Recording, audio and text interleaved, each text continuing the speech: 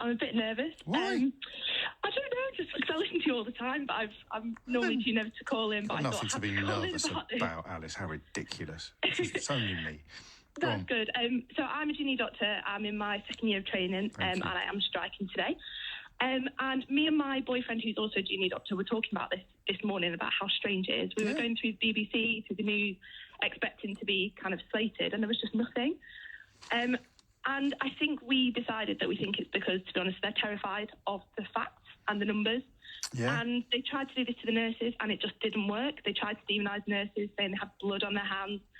And they did, didn't they? You're right, yes. Yeah, the public didn't listen to it, they didn't believe it, and they got backlash. And I think they know that if they do that to the doctors, they'll get the exact same reaction. And the numbers don't lie. 98% said yes. We've got a 26% pay cut. Yeah. F1s are paid £14 an hour to look after hundreds of patients, and I think they know that if they say the fact, that it'll just get the reaction it deserves, and they're terrified of that, so they'd rather say nothing at all. That sounds like a Ronan Keating song. I'm looking at the Beeb, actually, because you would expect them perhaps... Maybe we've not noticed, Alice, in the past. Maybe we don't notice the coverage unless it is the screaming attacks from the usual Herberts on the right-wing media. Because the BBC reported it yesterday. What do they report today? Still on strike. Everything's carrying on as it did yesterday. But I'm surprised I can't find the story on. I'm sure it's there. It'll be under health. There's one, and the one that they actually produced was a load of rubbish. I don't know who it was written by. Yeah, they produced one a couple of days ago, and the title was, "Why are junior doctors asking for the biggest pay rise?" Yeah, I've got it here. It is from 2 days ago. That's the last article they wrote about it. And we're not asking for a pay rise, we're asking for pay restoration. Yes, they say well, I mean, it is technically also a pay rise. It is technically a pay rise, but, I mean, it is a pay rise, but because we've been cut so much... Not asking for more than you might have reasonably expected, as it were, under previous models. It's similar to the nurses. You've got to go in high because you know the Tories are going to give us nothing. And, 26% is a high ask. I fully appreciate that, but I think negotiation-wise... Where does 35 come from? So I think they're asking for... Because we've been cut by 26%, and then they want an additional pay rise as well. Oh, OK. So I think... So 35 is the starting point, 26 is part of the rationale. So let's unpick it then. I love it when people ring in and say, I was having this conversation earlier before you started it on the radio. What did you conclude? You just decided that it is they can't attack it because they'd just be on such an obvious hiding to nothing.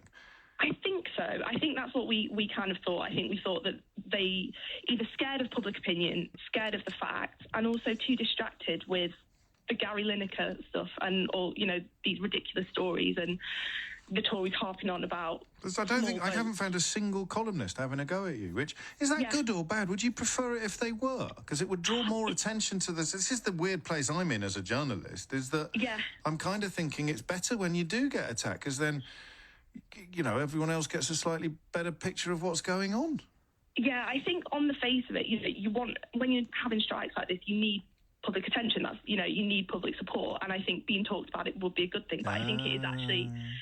But I do think it is a good thing that they can't attack us, because clearly there's no... What you need is to have people talking about the fact that they're not talking about it. If that's not a bit... Which is what we're doing now. Which is why you're here. So, I mean, dress rehearsal with the nurses, that disgusting blood on your hands rhetoric or whatever it was they tried, didn't land with the public. Awful.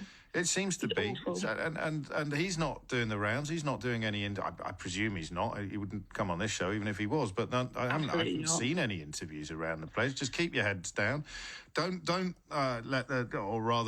encourage the newspapers to park their tanks on the BMA's lawn, and just let's all keep our heads down and hope that it sort of peters out, which is a worry, isn't it? I mean... It is a bit, but I think at least it shows that, they've no evidence to attack us with. They can't, for the Sun and the Daily Mail to not be able to. And I think they tried to a bit ago when there was talk of strike. Yeah. I remember they produced articles saying, doctors earn £1,000 a shift. It's just rubbish. Yeah, of course. And I think they got a bit of that backlash, and I think they probably got a taste of it and realised that it's just not going to work. That's what I hope, anyway. Yeah, well, we shall see. Take care, Alice. Thank you. And regards to your boyfriend, I love that. It was 2016, the last one, and trust me, they went absolutely tonto. It was unbelievable.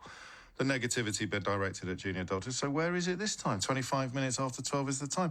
I mean, that is what we touched on with Alice there, the slightly uncomfortable question of whether the industrial action is not actually proving very effective. But then what can you do apart from down tools, down stethoscopes, to coin a rather obvious phrase?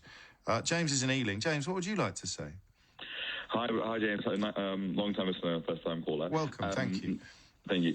I think, I'm actually a medical student who doesn't entirely agree with the way people are striking. Okay, fair enough. Not because I think that I think they've not gone far enough. Oh. I think, look, I've got a lot of friends in the banking sector. I've got a lot of friends who have done similar degrees to me, who make a ton of money, yes, and who know how to negotiate. And just from what I'm seeing from these strikes, I understand like a 35% pay rise is quite a lot.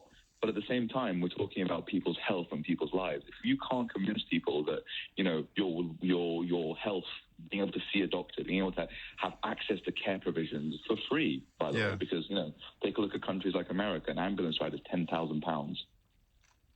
If you can't convince those people that, you what would you do? So you're suggesting that the BMA is being too nice, too polite? It's not only that being too polite.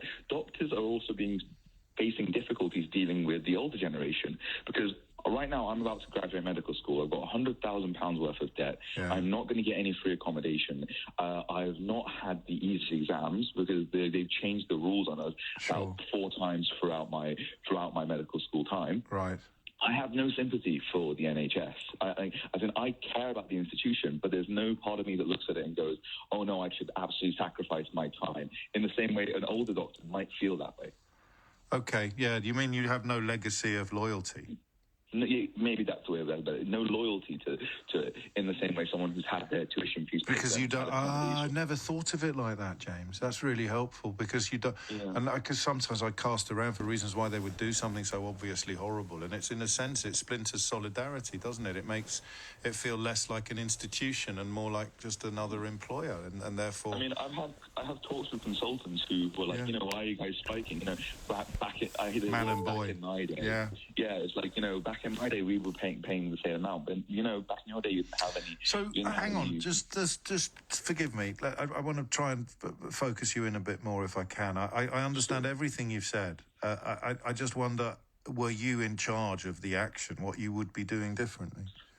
I think if completely honestly, I think if I was in charge of the action, I'd wait for a few weeks before an election, and I'd basically shut down a hospital and be like, right, this is what it looks like when doctors aren't going to work. And as much as that seems harsh, in the long run, the amount of lives you're saving is far more. Because in current case, if this strike doesn't work, and I'm not doing this to be sensationalist, the amount of people, I'm just about to graduate medical school, and half of the people I'm in medical school with are saying that they're leaving the profession, or they're just going to get through their foundation years and go somewhere else. I hear that as well. I don't know. I mean, it's not nobody, but just would that.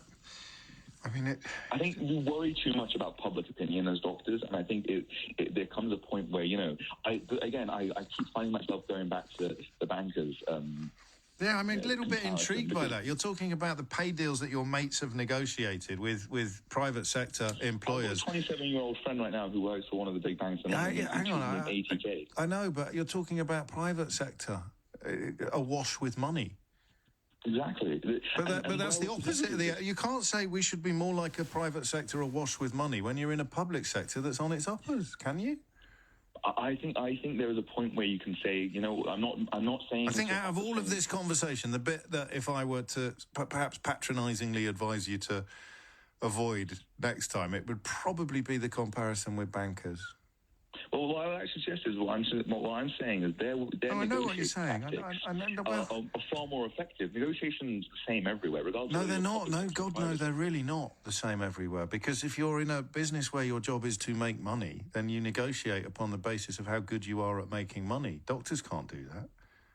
The doctors can do that. It's just that No, they categorically can't. You can't say we deserve more money because we are making more money for our employers.